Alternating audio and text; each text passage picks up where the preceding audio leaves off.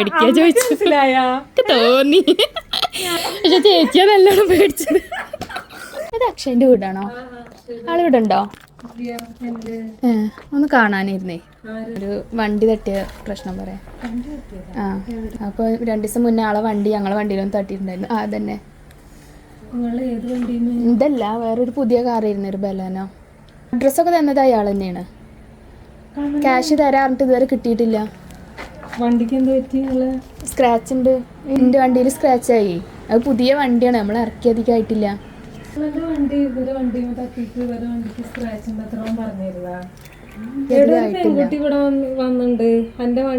ആള് പൈസ തരാറിട്ട് ഇതുവരെ തന്നിട്ടില്ല. തരാ പറഞ്ഞു, പക്ഷെ ഇതുവരെ കിട്ടിയിട്ടില്ല. അപ്പൊ അന്നേ അഡ്രസ്സ് മേടിച്ച് വെച്ചിട്ടുണ്ടായിരുന്നു. ആള് റോങ്ങിൽ വന്ന് ഇടിച്ചതാണ്. പുതിയ വണ്ടി ഇറക്കി 1 മാസം ആയിട്ടുള്ളൂ. ഹലോ, ആ നിങ്ങൾ 2 ദിവസത്തിൽ തരാ പറഞ്ഞല്ലേ, അതല്ലേ ഞാൻ വീട് അന്വേഷിച്ച് വന്നത്. ഇനി വരേണ്ട അവസ്ഥ വരുത്തിക്കരുത് കേട്ടോ. അതെങ്ങനെ ശരിയാവുക?